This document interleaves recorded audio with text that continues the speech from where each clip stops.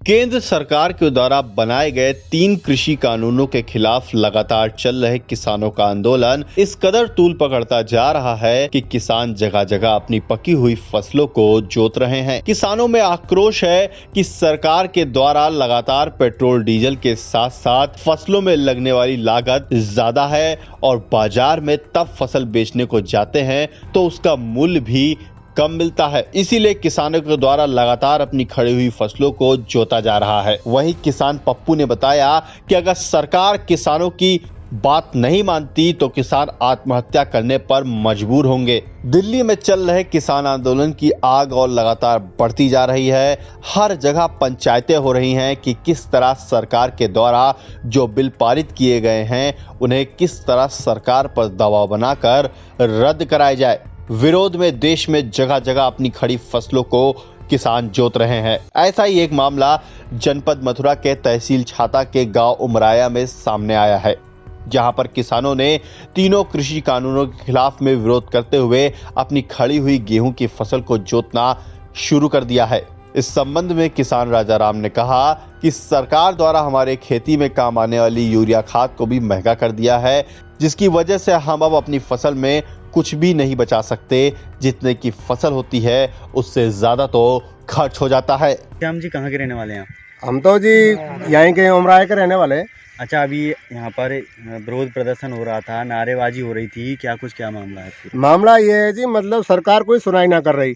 किसान काफी दिनों से मतलब विरोध कर रहा है, यहाँ के बारे में आंदोलन कर रहा है। किसान मतलब यहाँ में कोई सुनवाई ना कर रही क्या तरीका से, और सब फसल ये सब सदा महंगा है रहा है। डीजल महंगा है गो, खाद महंगी है गई, और खादों मतलब 5 किलो तो यूरिया को कट्टा घटा दियो और रेट बढ़ा दिए, डीजल बढ़ा दियो, 82 कर दियो, और दिन वही बढ़ रहा डीजल। अब कछु बच रहा इतना खेती में काकरे विरोध कर रहे हैं, हम तो फसल जोत रहे हैं, सब ये ठाड़ी है। आप ही ऐसे किसान हैं या और भी किसान हैं जिन्होंने ये मन बनाया है कि हम ऐसा ही करें? काफी किसान है ये, मतलब ये सब जोतेंगे ही, काकरेंगे या फसल है कोई बर्बाद कर रहे हैं सब है। अच्छा, इसकी सूचना आपने प्रशासन को दी कि हमारी मदद की जाए? मदद तो कोई प्रशासन तो कोई सुना ही ना है, प्रशासन कोई नहीं सुनता, कोई ना सुने। क्या कहना चाहते हैं आप इस सरकार के बारे में? सरकार के बारे में ये कहना चाह रहे हैं, मतलब सरकारी रेट पे मतलब अपनी फसल बिके हमारी जो तो मतलब कछु मतलब सुविधा हो, टाइम से टाइम लिया जाए। अब आलू है वो बिक रहा है 300 रुपया को कट्टा बिक रहा है, 250 रुपया कट्टा बिक रहा है। कितना महंगा बीज ला के गिर रहे हो, लागत लगाई है, किसान की मजदूरी बढ़ रही है, सब मजदूर सब भूखे मर रहे हैं, सब भूखे मर रहे हैं, का करें, कोई सुनवाई ना है का तरीका से। कितनी फसल है जो आप ये बर्बाद कर चुके हैं? लगभग कितना एकड़ खेत हो गए? हो 2-3 एकड़ तो होगा, 3 एकड़ तो करीब होगा।